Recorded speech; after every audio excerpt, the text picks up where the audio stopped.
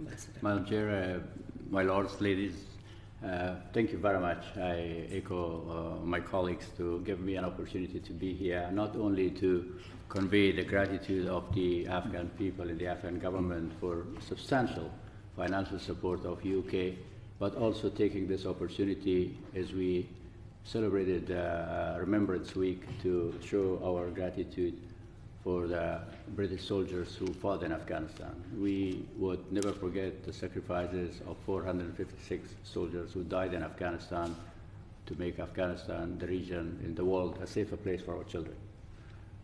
On your question on how to improve the delivery mechanism, basically, of EU and UK assistance, I would just briefly say what the scope of the aid is and how it's delivered right now. We have received, since 2003, about $3 billion of assistance. It averages it to around $250 million per year from bilateral aid from UK, focusing mainly on improving governance, girl education, demining, building the capacity of the private sector, helping with democratic processes such as elections and other issues. And there, I can discuss it in more detail if needed. EU assistance to Afghanistan is in the range of 3.7 billion euro in the past, since 2003, basically. You have an outstanding commitment to Afghanistan to provide $1 billion between 2016 to 2022, 2020, 4 years. And same thing, the range of the commitment of European Union is also 1 billion euro for that period. So the amount of the assistance receiving bilaterally from UK is slightly less than what we get actually from EU. The delivery mechanism is slightly different. Your assistance is 50% channeled through Afghanistan Reconstruction Trust Fund, which is a pool of funding by 15 donors, which assure us to get sustained assistance, but also give you assurance of certain delivery mechanism and reform performance. But the EU, most of the EU support, probably 60, out of 300 billion that I indicated, 200 million is every year is channeled through Afghan government budget. So now getting to the point on how things could get improved or get better. Of course, we prefer direct budgetary support to the Afghan government because we are responsible to deliver peace and stability. But we also understand your concern about transparency and efficiency and other issues. So therefore, the trust fund is a mechanism whereby we give some assurance of the continuity of the support, and you get also, we can impose the conditionalities or performance bench. I personally welcome actually conditionality on aid because it enables the Afghan government to push harder for the reform. So this, some of our other major partners are spending it bilaterally, directly through contracting mechanism. Again, this is their national approach. It's hard for us to try to change it. When I was ambassador in the US, I did try my best, but it's not easy. It's not possible sometimes. We think that channeling more aid through the budgetary support is key for continued success. Harnessing more and more private sector experiences in implementing aid is beneficial. And in countries like Afghanistan that traditionally benefited from trade and commerce, doing aid to trade. This is a more easy, more sustainable way of getting more returns on the investment that you're making in Afghanistan. And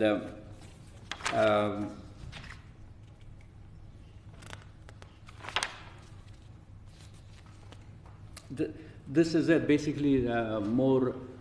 We understand the concern that you may have about how the money is spent, and therefore ready to work with you. And we worked very effectively through the trust fund mechanism, where we are bound into a certain degree of performance but also assured of the continued funding support.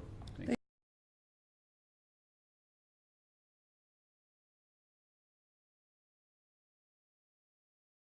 you. Colleagues will introduce themselves as we go around the table, and then put maybe a question to you, both ambassadors, that way. Colleagues, has anybody got anything they'd like to start with? Baroness Brown. Hello, I'm Baroness Brown of Cambridge. I'm a crossbench peer, so I'm a non-party political peer. I was interested in Your Excellency, Ambassador, in this aid to trade. Can you tell us a bit more about what's been particularly, have you got some examples of what's been particularly successful there? Two approach for this. One is really focusing more of the program and the money that's being spent on building the capacity of the private sector. And again, in countries like Afghanistan, trade is a historic thing that it always happened. But now, if you want access to capital, if you want to go to a bank, you have to have certain criteria. You have to have a financial statement and other things that traders needs to be trained on how to do it.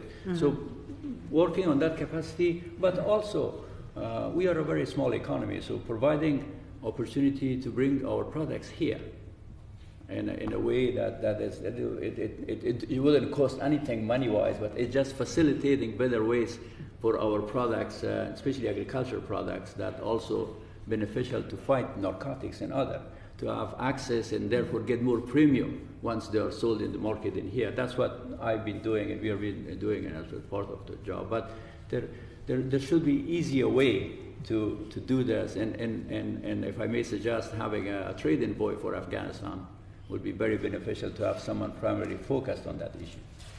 And what should we be looking for in the shops? Afghanistan fruits are known now. We used to bring only dry fruit, but now in this season we were able, because of the building actually an air bridge, we are able to bring fresh fruits to the London market. Apples in particular. Apples, pomegranates. Yeah.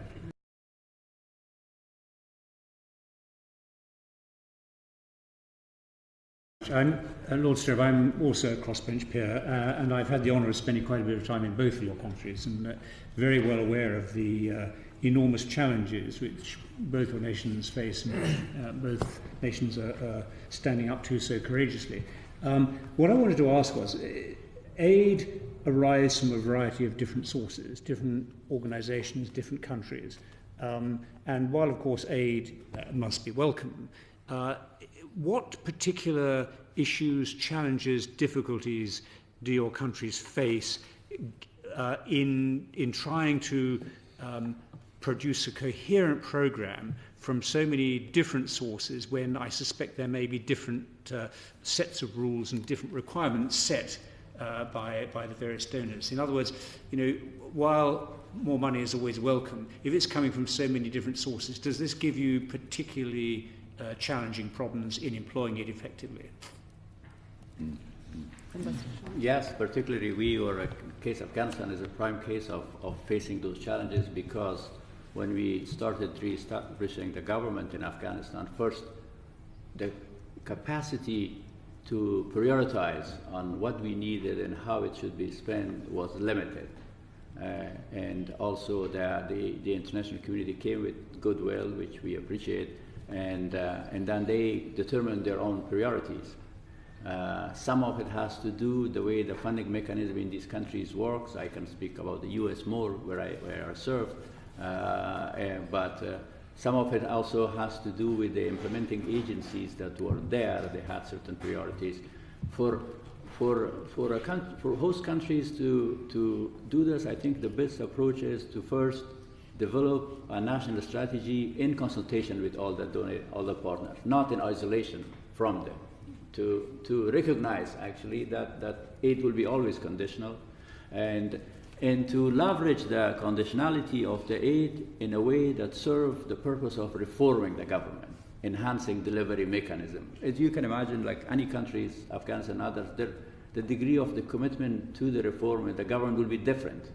If you have an additional tool of pushing for reform because that says, well, the money is not going to be there or we are required, this is enable the reform-minded part of the society to have tools to push for that. But sometimes when the funding is done completely outside the government budget, awareness even, it is difficult. We had schools that were built actually in Afghanistan on floodplain because nobody bothered to ask even the village, like, would it be flooding here during the spring or during the winter or not? Because they came in and they had an idea, they delivered, the idea was deliver fast and then just put it there and walk away. But then we will get blamed for it, for building a school that doesn't last, for building actually an institution that's not useful. So that's why we require, and for that, building a national strategy in consultation with the partners and finding mechanisms such as trust fund. And again, still there will be some that says, no, we can't give it to the Ministry of Finance. We don't. So first, that's what happened in Afghanistan. So they invested in building the capacity of the Ministry of Finance, so that we could be a viable partner to them. And now our Ministry of Finance is managing and implementing a lot more aid because they have both the implementation power and also have acquired the trust of the international community. So those will be key, but I think this will be a challenge that will remain for many times. I honestly, on the story that I would like to share here, one of our ministers was the U.S. Congress, and a very successful minister in charge of rural development, and he kind of complained and told to one of your peers at the U.S. Congress that 40% of U.S. assistance will remain in the U.S. before reaching Afghanistan because of the funding mechanism and contracting mechanism. And to the surprise of our minister, the answer from the congressman was, "What is wrong with this?" So there are different priorities when you provide aid. Yeah.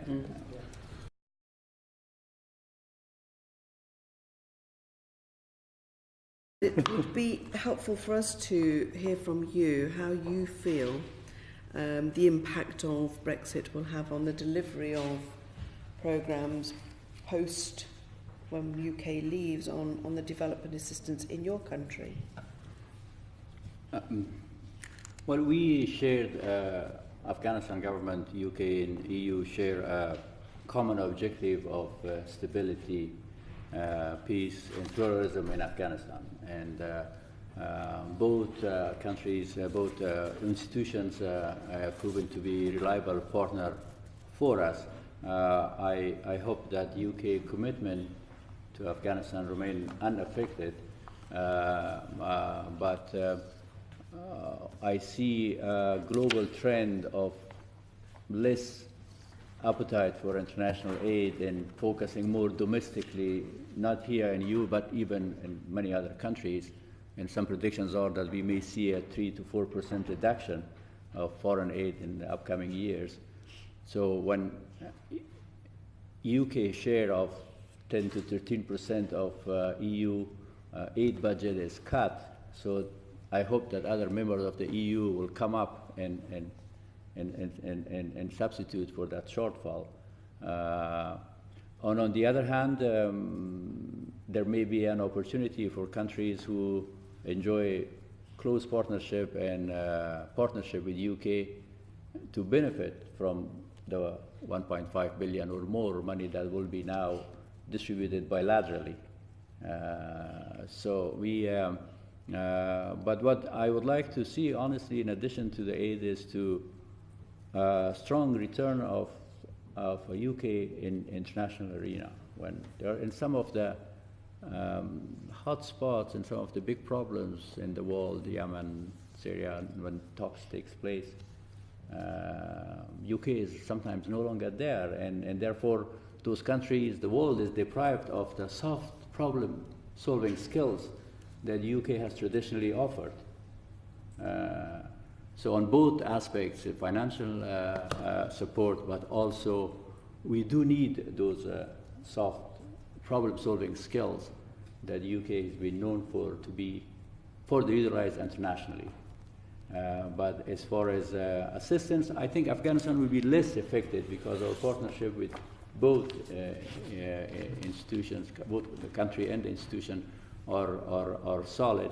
And we don't think that we will be much affected.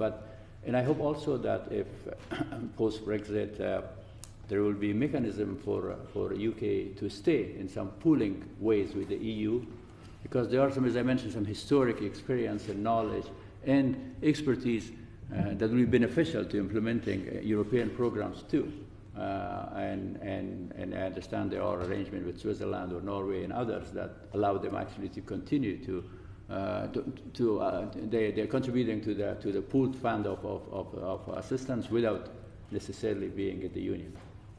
Thank you, Ambassador. And just